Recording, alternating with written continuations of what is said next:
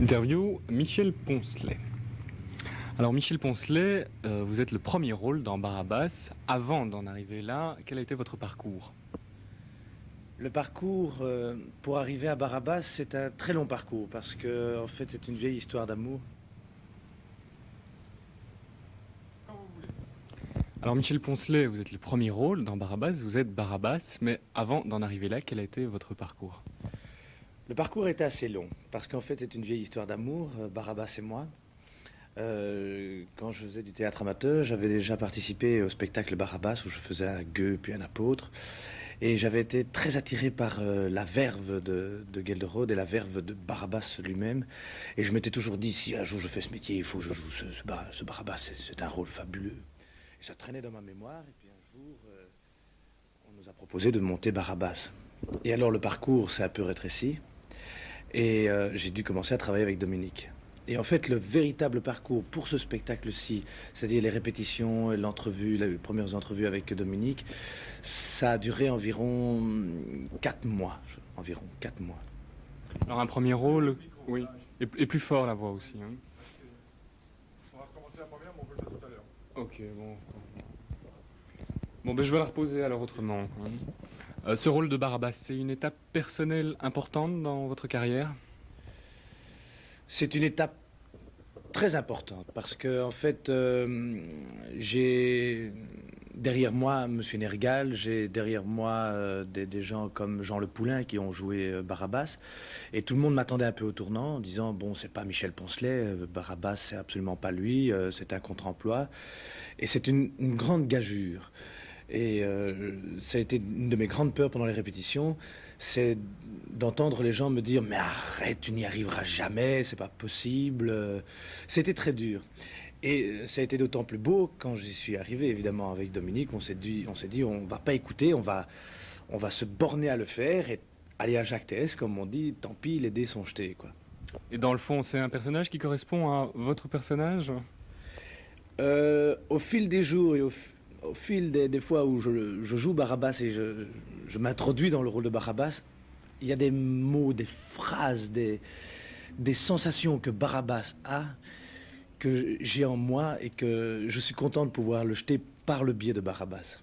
Alors bon, comment peut-on définir le personnage de Barabbas? C'est un personnage très complexe. C'est un personnage qui est multiple. En fait, j'ai une fois dit à quelqu'un que c'était un peu le misanthrope.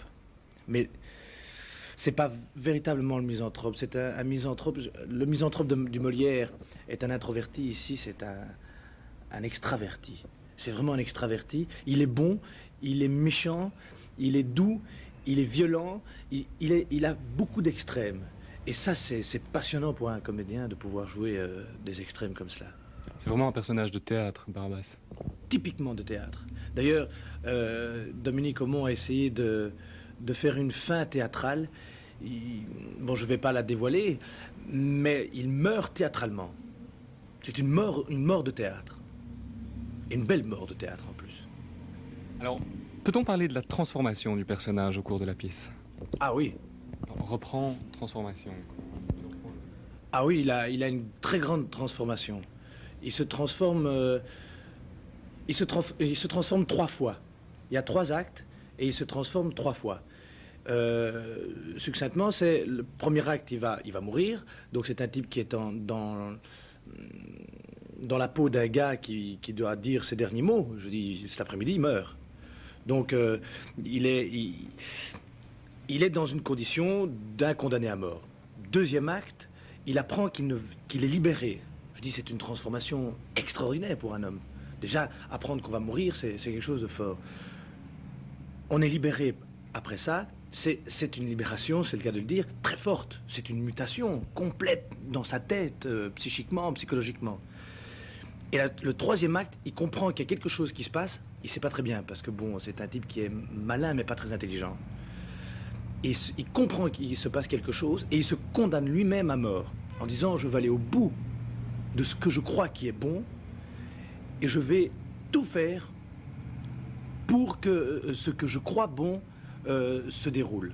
Et bon, il y arrivera ou il n'y arrivera pas, ça dépend de ce que les gens vont penser. vous voulez. Alors, Michel Poncelet, premier rôle dans Barabbas. Avant d'en arriver là, quel a été votre parcours? Oh, le parcours a été très très long. C'est un parcours qui date d'il y a 10 ans environ, parce que quand je faisais du théâtre amateur, j'avais déjà participé à Barabbas en tant que gueux et apôtre. Et j'avais été très impressionné et très attiré par la verve de Gelderode et surtout de Barabbas, quoi. C'est ce côté macabre de la passion, ce côté noir, ce côté un peu fou de fin du monde. Et puis, bon, ben, ça a traîné, ça a germé dans ma tête, et puis je suis devenu professionnel comédien. Et puis voilà qu'un jour on nous a proposé, à Dominique et à moi, de participer à Barabbas. Et là, mon parcours s'est restreint parce que on a dû commencer à fonctionner réellement dans des répétitions, de parler du rôle, de l'optique que nous allions prendre et tout ça.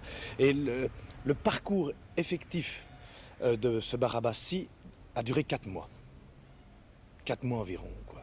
Mais de durs travaux, quoi. On a pensé qu'à ça jour et nuit. Ok. Cool.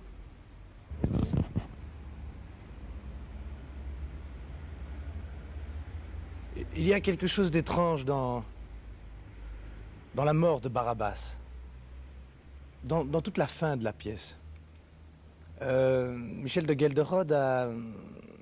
Bon, ça c'est écrit, je dis, je ne dénonce rien, je ne dévoile rien.